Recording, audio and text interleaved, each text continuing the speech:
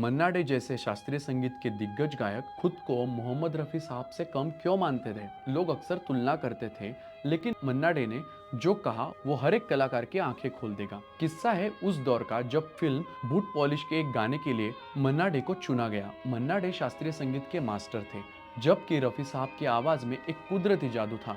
जब मन्ना डे ने रफ़ी साहब को गाते हुए सुना, तो उन्होंने खुलेआम स्वीकार कर लिया था कि मैं रफ़ी साहब के सामने कुछ भी नहीं हूँ। मन्ना डे हमेशा कहते थे, मैं तो सिर्फ शास्त्रीय का सुर लगाता हूँ, लेकिन रफ़ी साहब जब गाते हैं तो सीधा खुदा से बात कर लेते हैं। हैरानी की बात तो ये है कि मन्ना डे ने एक इंटरव्यू में यहाँ तक कह दिया कि लोग मुझे महान कहते हैं, लेकिन अगर रफ़ी साहब न होते तो शायद मैं बहुत आगे होता। पर रफ़ी साहब के होने की वजह से मुझे हमेशा अपनी सीमाओं का एहसास रहा है। ये एक महान कलाकार की ईमानदारी थी, जिसने कभी जलन नहीं की बल्कि अपने प्रतिद्वंदी को अपना गुरु माना। महानता सिर्फ गाने में नहीं बल्कि ये मानने में होती है कि कोई आपसे बेहतर है।